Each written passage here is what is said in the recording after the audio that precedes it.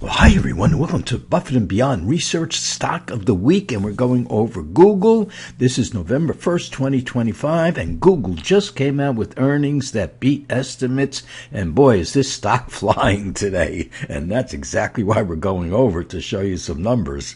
And remember, folks, if you want to walk on this beach at sunrise like Jimmy Buffett used to do, you've got to learn how to invest even better than Warren Buffett does now.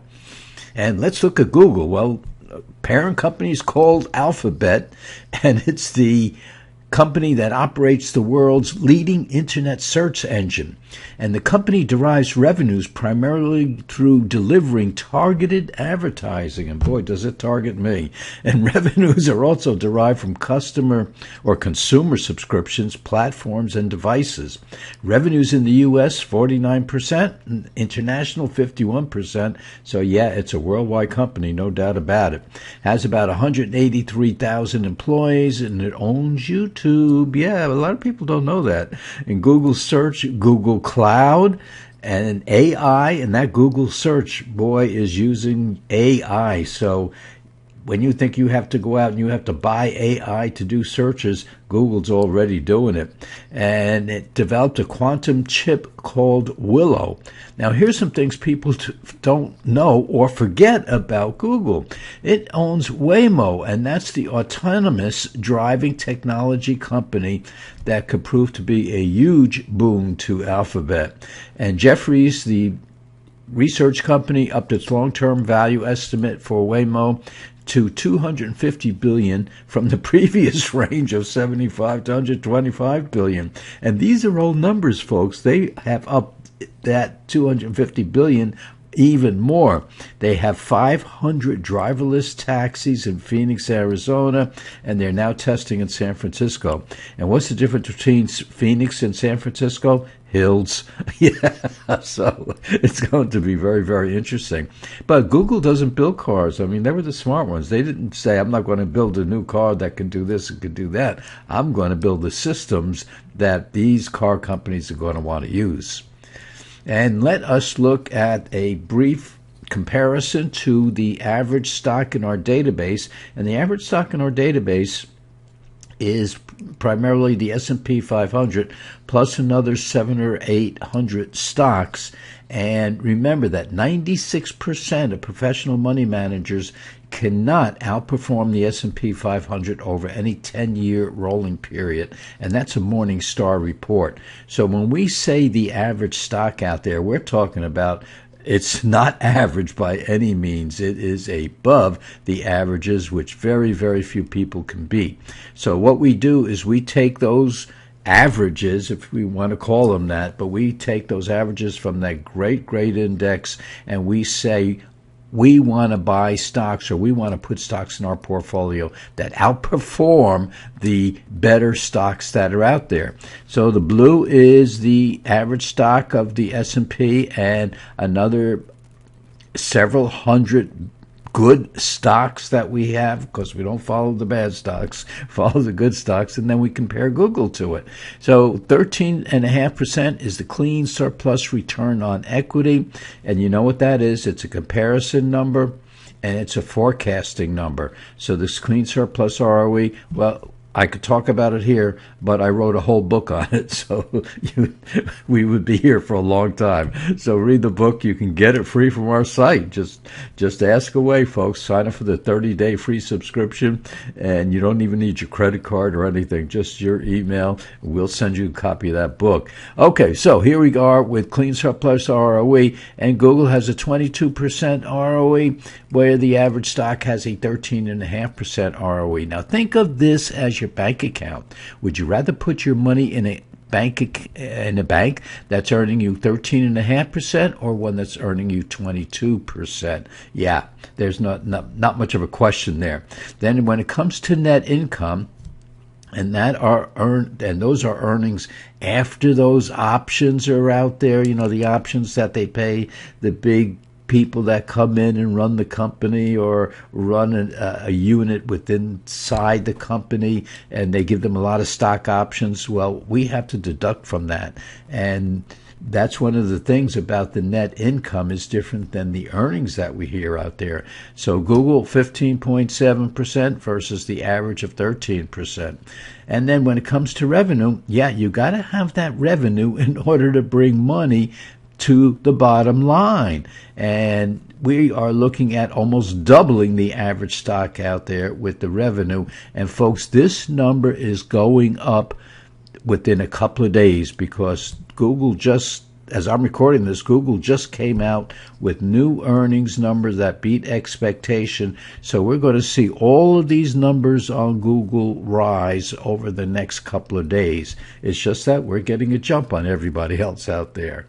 Now, let us look at a closer look, and we want to show you that this number for 2025, and this is the net income, so it's the clean surplus earnings. This number has gone up from 920, then to 960, and now to 990, all in the space of 3 months. This number projected for 2026 went from 1020 up to 1070 just in the past couple of days, not counting the earnings that it came out with just yesterday. And I'm recording this on a Thursday, so we're looking at Wednesday when they came out with new numbers. And that brings that clean surplus ROE up above the 20% threshold that we want for companies in our stock portfolio, because remember, the average stock brings in a 13.5% clean surplus return on equity. Our threshold is 20%, so we have a big moat or safety net, as they call it out there. And so we want to see above 20%, and Alphabet is still doing that, folks. Now, net income growth, and we just went over this in the chart, is above the average stock. Revenue is almost twice as much as the average stock. Does it have any debt? Barely. This is the years to pay debt. Buffett's rule of thumb: the company takes all the money it's making and uses it to pay debt. How many years would it take to pay off debt? Well, we're looking at 1/10 of a year, so we're looking at about 1.5 months it could pay off its debt. We have no worry about interest rates rising and thus affecting the debt of this company. Retention rate over here, 95%. In other words, what we're saying here is how much of the money that the company is making is it using it to put back into itself in order to grow, and how do we know it's using it efficiently? Well, it's taking 95% of what it's making, putting it back into itself in order to grow, using it efficiently. Yeah, as long as it stays above 13.5%, it's using it efficiently, more efficient than 90% or 96% of the companies that are out there. So yeah, this is the kind of company we like to see, folks. And let us look at the year to date, and the black line is the S&P 500, which is having a fantastic year, and it's up 16.69%, while Google is up 53%. So we're looking at 2.5 times that of the averages in here. These are the kind of stocks that we like to see, folks. And we can see that back here. Remember, in the beginning of the year, we had all the tariff scare going on, and so the market dropped, Google dropped. But when Google came back, boy, it started coming back. And then all of a sudden, with its AI news that it's been coming out with, this stock is just going to the moon here. Well, I wish it were going to the moon, but it certainly is going up a lot higher than the market averages. And you can see that the market averages are turning around right here to the downside, and Google is going which way? Yeah, straight up. And let us look at the year to date, and I want to show you how much this stock went up just today. And again, this is Thursday because of the earnings surprise, so it went way up, and we just have to be a little careful in here because this is the 20-day moving average, the screen line, and there's always the reversion to the mean where it comes down to meet that line and the line goes up to meet it. So we just have to be a little bit worried there. But look at this indicator down here. It is just starting to go up again, folks, and boy, we can see that we're having a nice run here. So we like this very, very much, the price action. Let's go over 5 years. Black line is the S&P 500, up a little over 100%, actually 109%. And this stock is up 285%. So we're looking at maybe 2.5 times that of the averages down here. Folks, this is the kind of stock that we want in our portfolio. It's the kind of stock that you think you should have in your portfolio, or I think you should have in your portfolio. It's doing so many things out there, and it's on the leading edge of AI. And don't forget, it's got the #1 search engine out there, and it is installing, or I should say implementing, AI, artificial intelligence, into that search engine, because I could tell my searches are getting better and easier, and they answer a lot more questions. So yeah, we like Google very, very much, whether it's the GOOG stock or the GOOGL stock, and they're both the same stock, except one has more voting rights for the owners than the other one does, but primarily they are the same stock. So whether you go and look up Google, GOOG, or you look up GOOGL, you're going to get the same thing up here. So don't worry about that. So, folks, we had a very, very good week, and we just love what Google did because it has been in our portfolio longer than I can remember.